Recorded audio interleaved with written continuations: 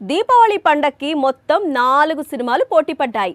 మరీ ఎక్కువ మార్కులు ఎవరికి పడ్డాయి, ఎవరికి పడలేదు. కానీ 2 సినిమాలు మాత్రం పూర్తిగా బాక్స్ ఆఫీస్ను డామినేట్ చేస్తున్నాయి.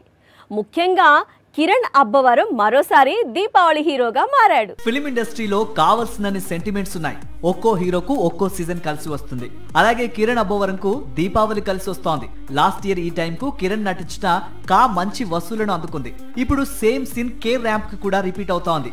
సినిమా రిలీజ్ అయిన 3 రోజుల్లోనే దాదాపు 18 కోట్ల వసూళ్లు. అప్పుడే బ్రేక్ ఈవెన్ అంటే కిరణ్ అబ్బవరం దీపావళి సెంటిమెంట్ పవర్ ఏ రేంజ్ లో ఉందో అర్థం చేసుకోవచ్చు.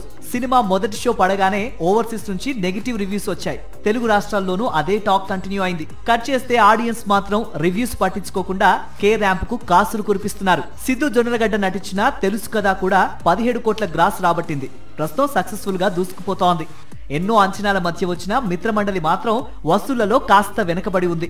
హిందీలో రష్మిక నటించిన హారర్ కామెడీ చిత్రం థామాకు నార్త్ ఇండియా పాజిటివ్ రివ్యూస్ ఇచ్చింది. నార్త్ సైడ్ మరోసారి నేషన్ క్రష్ భారీ కలెక్షన్లు చూసే అవకాశాలున్నాయి.